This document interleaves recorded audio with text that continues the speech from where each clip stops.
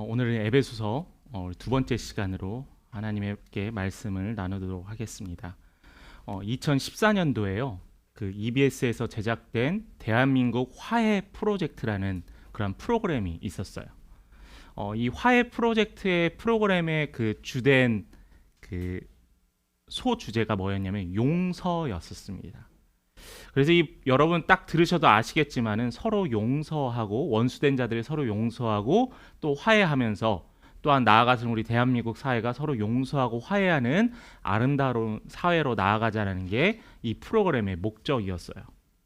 근데 그 당시에 출연했던 등장인물들을 보면은 체육관 관장과 선수 또한 깡패라고 하면 안 되죠. 조직폭력배의 두목과 두목의 그 화해하는 것.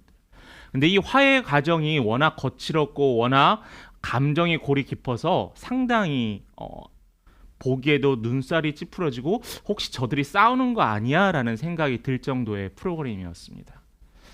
그런데 결과는 어땠을까요? 다 화해했습니다. 좋은 결말로 맺어져서 아름다운 프로그램으로 남았지만은 그 과정은 쉽지만은 않았었어요. 그런데 2014년도에 이런 프로그램, 화해하고 용서하는 프로그램이 있었는데 지금 우리가 사는 2022년도에도 이런 프로그램이 너무나 많아지더라고요.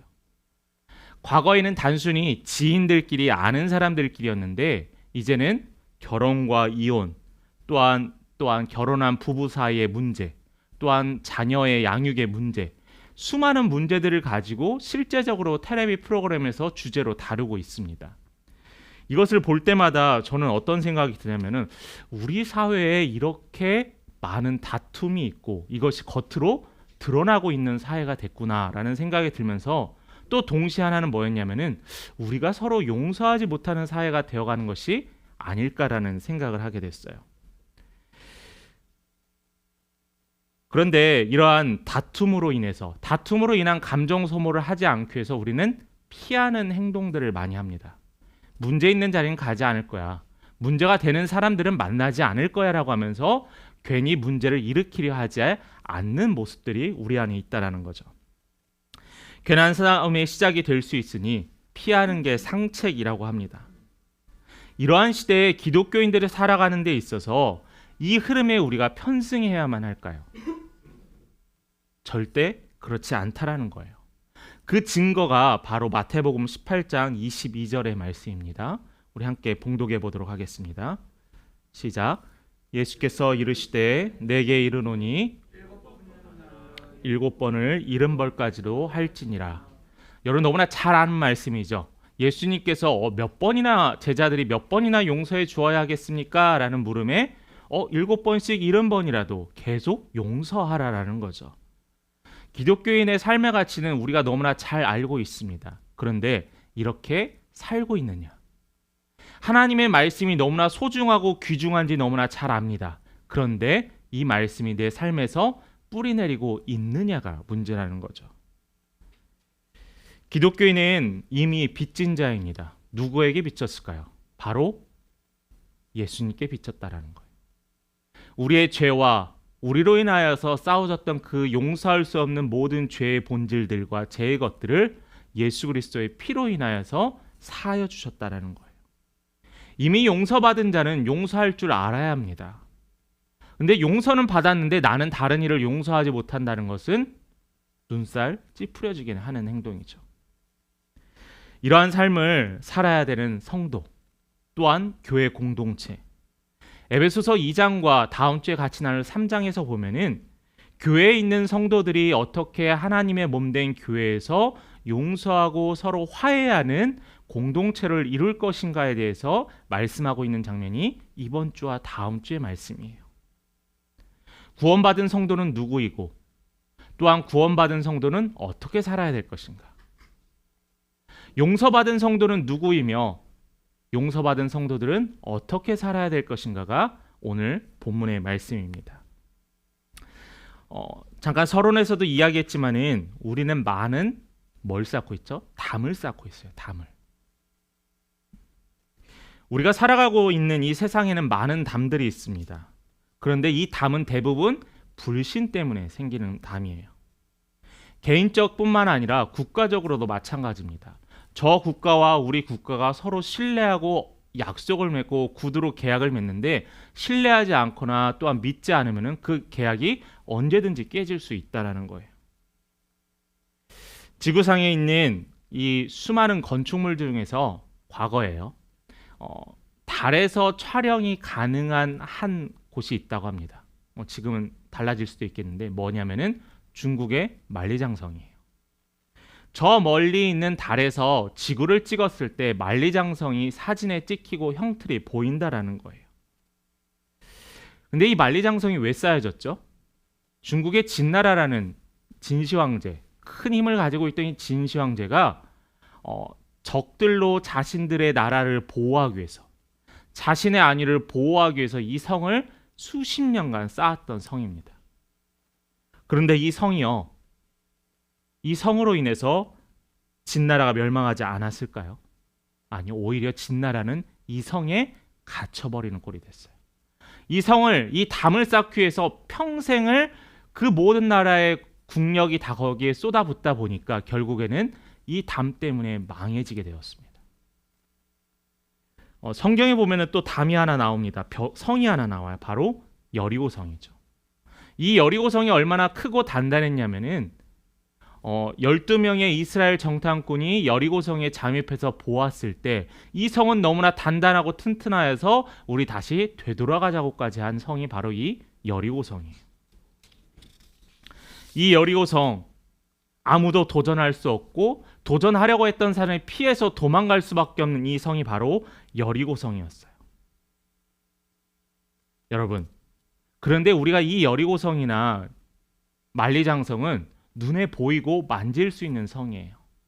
그런데 이 담과 이 만질 수 있고 볼 수 있는 성은 우리가 언제든지 무너뜨리고자 하는 마음만 있으면 무너뜨릴 수 있어요. 넘어가고자 하는 마음이 있으면 넘어갈 수 있어요.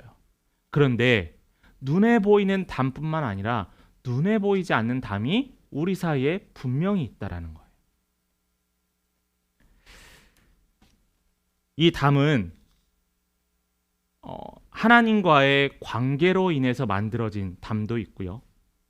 다른 사람과의 관계에서 만들어진 담도 있습니다.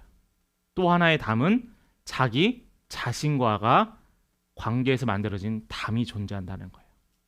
눈에 보이지 않는 이 세 가지 담이 있는데 하나님과 담을 쌓는 우리의 모습도 있고 다른 사람과 또 내 자신이 스스로 갇히는 담이 존재한다는 겁니다.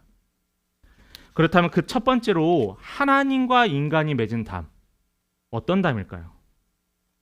하나님께서는 이 담이 언제부터 만들어지기 시작했냐면은 제가 출애굽기를 하면서 자주 했던 성경의 예화이긴 하지만은 창조 때부터 우리는 하나님께서 먹지 말라고 하시고 지키라 하셨던 이 선악과를 먹음으로 하나님과 우리 사이에는 담이 만들어지기 시작했어요.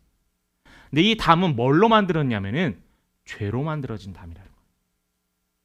죄로 인해서 이 담이 점점 쌓여져서 이 아담과 하와는 하나님과 자신들과의 담을 쌓기 시작했어요. 그래서 결국에는 에덴 동산에서 쫓겨나게 되었잖아요. 이후에 아담과 하와의 자녀인 가인과 아벨도 마찬가지입니다.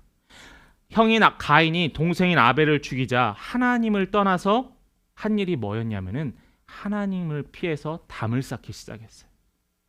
하나님께 용서를 구하고 하나님 제가 동생 아벨을 죽였는데 저희 부족함을 용서해 달라고 기도하고 용서를 구했어야 되는데 오히려 이 가인은 자기를 위해서 하나님과의 담을 쌓기 시작했다는 거예요. 과거의 성경의 인물들뿐만이 아니라 현재를 살고 있는 우리 기독교인 또한 성도된 우리도 하나님과의 담을 만들어가고 있지 않나요? 하나님 제가 이 정도는 최소한 저의 공간으로 만들어주세요라고 하고 있지 않나요? 저는 이러한 담을 쌓고 있는 사람들을 볼 때마다 너무나 마음이 아픕니다.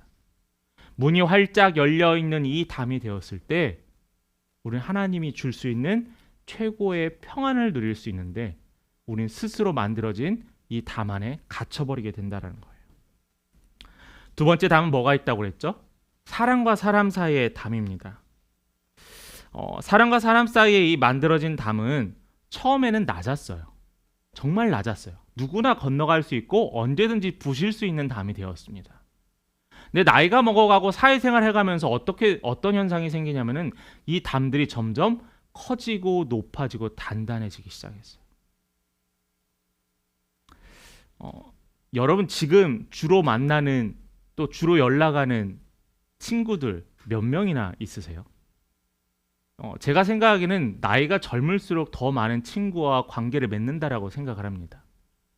왜냐하면은 뭐 가정에도 집중하고 일에도 집중하기도 하지만은 예전에 우리가 어렸을 때 초등학교 때나 아니면 중학교 때 보면 친구들과 싸워도 금세 풀려요. 뭐 아이들의 특성도 있겠지만은 그 친구와 나 사이에 막이 그렇게 크게 존재하지 않는다라는 거예요. 그런데 나이를 먹어가면서 이 담이 점점 높아지기 시작합니다. 그래서 사람과의 관계를 끊어지기 시작해요. 세월이 흐를수록 이 담이 언제든지 부셔질 수 있는 담이 아니라 언제든지 부시지 못하는 너무나 단단한 담이 되어버리고 말았다는 거예요. 그래서 이 담으로 인해서 가족과의 관계가 끊어집니다. 제가 상담하다 보면은 또 이야기를 듣다 보면은 형제지간에도 끊어지는 관계, 서먹서먹해지는 관계가 너무나 많이 있더라고요. 또 부모와 자녀 사이도 마찬가지입니다. 예전에 며느리와 시어머니 사이뿐만 아니라 요즘은 뭐 장모님과 사위와의 관계도 서먹해지는 경우도 많다고 해요. 여러분, 이 담 분명히 무너뜨려야 합니다. 그런데 내가 이 담을 사람과 사람 사이에서 만들어진 담을 내 자신을 위한 담으로 변경될 때가 있어요. 언제냐면은 내가 상처받지 않기 위해서요. 내가 피해받지 않기 위해서요. 누군가로부터 피해받지 않기 위해서 나는 이 성 안을 점점 굳건히 만들어가고 있어요. 나만의 공간, 나만의 관계들을 통해서 이 안에 갇혀있는 삶이 분명히 존재한다라는 거예요. 사실은 나를 보호하려고 세웠던 이 담이 언젠가는 나를 구속하고 속박하는 담이 되었습니다. 이 구속과 속박으로 인해서 내가 점점 좁아지고 또 내가 점점 사람과의 관계가 단절됨으로 이것이 오히려 나를 두려움과 어두움으로 이끌어갈 수 있게 되었다라는 거죠. 도무지 자신을 보여주려고 하지 않습니다. 이런 담을 두고서 우리가 신앙의 여정에 참여할 수 있을까요? 우리가 믿음의 여정에 참여할 수 있을까요? 건강한 성도들은 건강한 정신이 필요해요. 건강한 성도들은 건강한 관계가 필요합니다. 혹시 여러분들도 교회 공동체 안에서 상처받지 않기 위해서 나를 혹시 성 안에 가둬놓고 있지 않나요? 혹시 사람과의 관계에서 나를 드러내지 않기 위해서 여러분들을 마음 여는 것을 주저하고 계십니까? 이 담은 모두 무너져야 돼요. 이 담을 무너뜨리기 위해서 누가 필요하면 바로 예수 그리스도가 필요하다는 거죠. 누가 이 담을 막힌 담을 무너뜨리셨냐라고 본문에서 증거하냐면 예수님께서 이 막힌 담을 무너뜨렸다라고 이야기합니다. 우리 13절 말씀을 한번 볼까요? 2장 13절입니다. 우리 함께 봉독하겠습니다. 이제는 전에 멀리 있던 너희가 그리스도 예수 안에서 그리스도의 피로 가까워졌느니라. 자, 그리스도 예수를 말하기 전에 우리가 그 전에 잠깐 먼저 집중해야 될 게 있어요. 13절에 보면은 이제는 이라고 나와 있습니다. 영어 성경으로는 but now라고 하고 있죠. 그러나 지금 이 무너진 담, 이 담을 위해서 깨어내기 위해서는 언제 해야 되냐면은 내가 좀 나아질 때, 내가 좀 관계가 좋아질 때, 내가 좀 여유가 있을 때가 아니라 지금 당장 이 말씀을 들으면서 여러분들의 마음에 결단하라는 거예요. 오늘 본문의 말씀의 배경을 보면은 이 에베소 교회 안에 하나님께 칭찬받는 이 에베소 교회 안에 두 파가 있었어요. 어떤 파였냐면 유대인과 이방인이었어요. 유대인 기독교인들과 이방인 기독교인들 간에 다툼이 있었어요. 근데 유대인은 항상 우월감이 있었어요. 뭔 우월감이냐? 하나님이 우리를 택하셨다라는 거룩한 백성이고 택하심 받은 백성이라는 우월감이 있었습니다. 그런데 이 우월감을 어디 안에 끌고 들어오냐면은 교회 안에 끌고 들어와요. 그러면서 어떻게 했을까요? 이들의 우월감과 자신만만과 교만을 이방인 그리스도인을 향해서 그들의 교만을 뽐내기 시작합니다. 뽐냈더니 이방인들이 어떨까요? 기분이 좋지 않아요. 네가 뭔데? 우리는 한 그리스도인이고 우리는 다 똑같은 죄인이고 똑같이 구원받았는데 왜 너희들은 특별하다냐고 하면서 오히려 그들의 말에 기분 나빠하고 상처받게 되었습니다. 유대인들은 이방인을 죄인이라 하였고 이방인들은 그들을 향해서 미워하고 증오하였습니다. 에베소 교회 안에 이러한 모습들이 나타났었어요. 그런 그들 사이에서 하나님께서 뭐라고 하시냐면은 13절에 그 말씀을 다시 한번 보면은 너희가 그리스도 예수 안에서 어떻게 됐대요? 그리스도의 피로 가까워졌다라는 거예요. 유대인들이 이방인들을 사랑할 수 있는 근거는 뭐냐면은 예수 그리스도의 피라는 거예요. 예수 그리스도의 피가 그 담을 무너뜨렸는데 왜 너희들은 그 담을 다시 쌓고 높이려 하느냐라고 하면서 이 바울이 에베소 교회 성도들을 향하여서 책망하고 있는 모습입니다. 그런 그들 사이에 하나님께서 화목하게 하신다고 하셔서 14절과 16절의 말씀입니다. 제가 봉독합니다. 그는 우리의 화평이신지라 둘로 하나를 만드사 원수된 것 곧 중간에 막힌 담을 자기 육체로 하시고, 우리가 방금 읽었던 13절 말씀과 마찬가지죠. 또 16절 말씀입니다. 또 십자가로 이 둘을 한 몸으로 하나님과 화목하게 하려 하심이라. 원수된 것을 십자가로 소멸하시고, 막힌 담을 예수 그리스도의 피로 무너뜨리고 또한 하나님께서 이 막힌 담을 육체로 허셨고요. 16절에 봤더니 십자가로 이 담을 아예 어떻게 하신대요? 소멸시켜버린대요. 그래서 우리 사이에는 더 이상의 담이 존재할 필요가 없다라는 거예요. 남자와 여자, 노인과 어린아이, 청년과 결혼한 사람, 부유한 자와 가난한 자, 우리 사이에는 이런 담이 존재할 필요가 없다라는 거예요. 왜냐하면 우리는 모두 예수 그리스도 피로 인하여서 이 담이 다 무너졌기 때문이에요.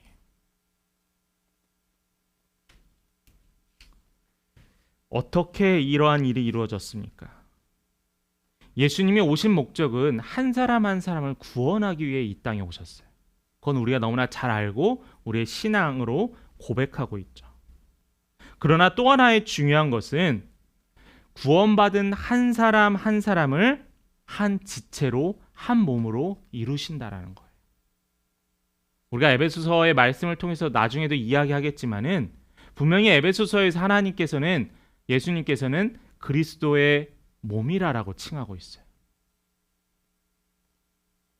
그래서 이렇게 됨으로 말미암아 예수 그리스도로 십자가로 그리스도의 거룩한 피로 말미암아 유대인과 이방인의 차별은 모두 없어졌습니다. 그러면서 뭐라고 이야기하시냐면은 15절의 말씀을 볼게요. 중간부터 보면은 이는 이 둘로 자기 안에서 한 새 사람을 지어 화평하게 하셨다라는 거예요. 전쟁이 다 끝나고 싸움이 다 끝나고 구원받은 이들에게 화평을 허락하셨는데 하나님께서는 이 안에서 뭘 주셨대요? 이 모든 것을 믿는 자들에게 한 새 사람이 되게 하셨다는 거예요. 각각의 한 명의 여러분들이 있지만은 여러분들을 그리스도의 피로 말미암아 하나로 만드셨다라는 거예요. 이게 바로 교회이고 이게 바로 믿는 자들의 모임이고 공동체라는 겁니다. 이방인과 유대인을 예수 안에서 한 몸을 이루어 교회 공동체를 이루기 위함이라고 말씀에서 증거하고 있어요. 그런데 여러분, 이것은 저절로 무너지지 않아요. 예수 그리스도의 피로 화평하게 하고 예수 그리스도의 피로 나뉘어지게 하고 용서받게 되어졌는데 이러한 것이 저절로 되지 않는다는 거예요. 우리가 손 모으고 기도만 한다고 해서 관계가 회복되지 않아요. 왜요? 내가 담을 무너뜨리려 노력하지 않았기 때문에. 그래서 오늘 말씀의 세 번째가 우리가 힘써 담을 무너뜨립시다. 힘써 담을. 우리 여기 계신 분들 다 자녀들이고 또 부부지간이신 분들이 많은데 또 우리 말씀을 유튜브로 같이 참여하시는 분도 많으실 텐데 여러분은 화해를 먼저 하시는 편입니까? 화해하기를 기다리시는 편입니까? 남자분들은 자존심 때문에 손 내미는 걸 주저하십니까? 여자분들은 기분 나빠서 손 내밀기를 주저하십니까? 분명히 저도 이 말씀을 하면서 저도 찔림이 있어요. 제가 스스로 판단하면 이것은 내가 먼저 손 내밀 수 있는 거야. 내가 3번 했으니까 이제 저쪽에서 3번 하겠지라는 기대감. 이것은 구원받은 자로서는 올바로 할 수 있는 행동이 아니라는 겁니다. 여러분, 담을 무너뜨리기 위해서 예수 그리스도의 피로 우리가 시작하였다면 우리가 힘써서 무엇을 해야 되냐면은 내가 죽어야 돼요. 내가 죽어야 돼요. 여러분, 엎드린 염소 이야기가 있습니다. 외나무 다리에서 두 염소가 만났어요. 근데 이 염소가 이 다리를 건넜을까요? 못 건넜을까요? 건넜으니까 여러분들 예화를 하겠죠. 이 염소와 서로 대척하고 있다가 한 염소가 무릎을 꿇고 바짝 엎드렸습니다. 맞은편에 있던 염소와 그 염소를 밟고 지나갔어요. 자, 이 두 염소는 자신을 먼저 한 염소가 내어줄 때 그 둘은 건너갈 수 있었어요. 우리도 살아가면서 이 마치 외나무 다리에서 서로 마주보고 대척하고 있을 때가 있어요. 그런데 우리는 이 엎드리는 것을 주저해서 결국에는 이 외나무 다리에서 되돌아가고 있지 않습니까?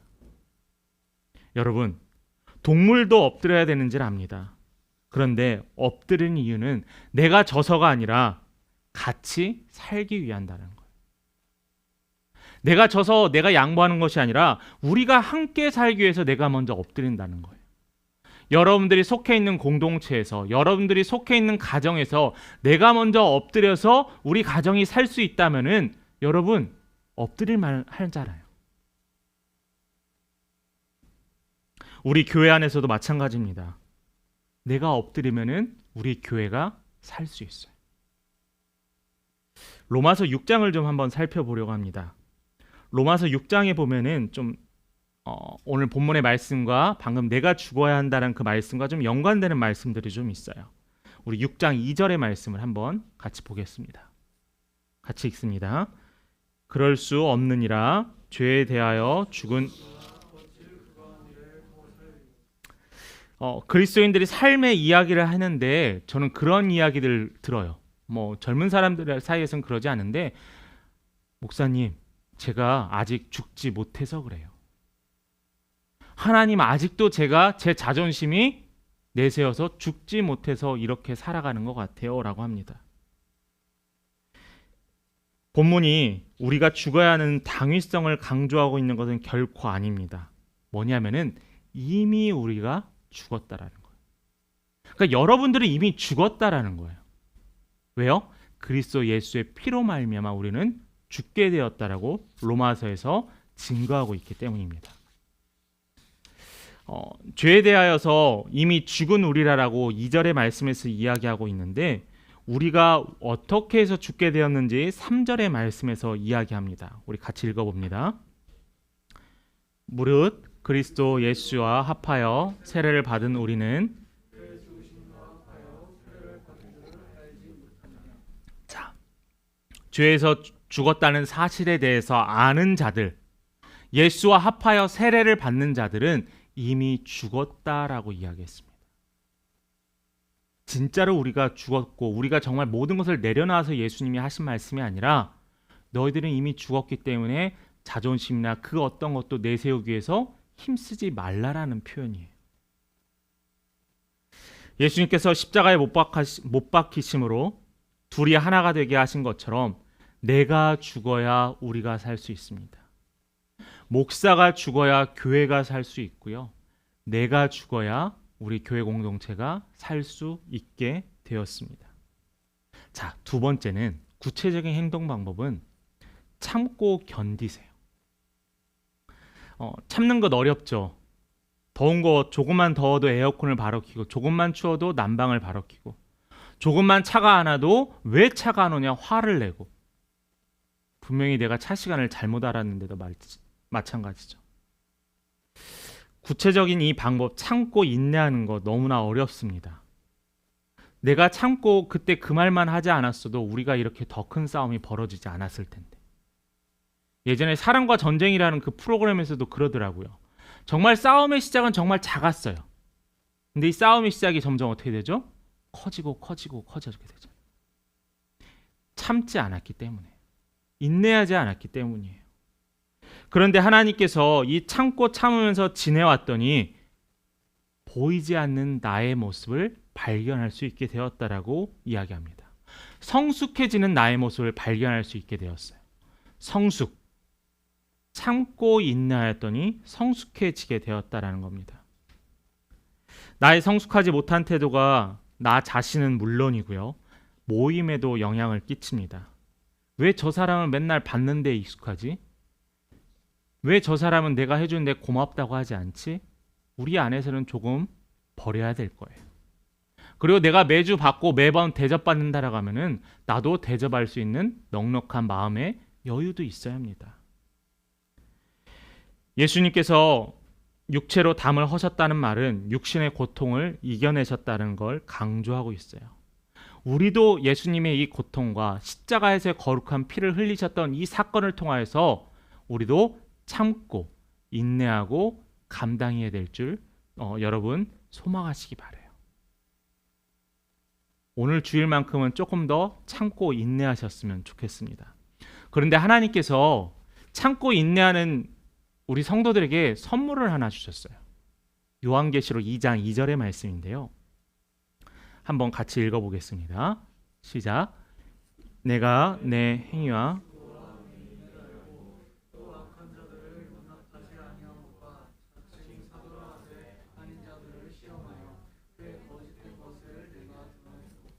자, 여기에서 저는 하나님께서 우리에게 인내하고 감당하고 또한 내가 죽었던 우리에게 무슨 선물을 주셨냐면은 우리를 안다라고 하셨어요.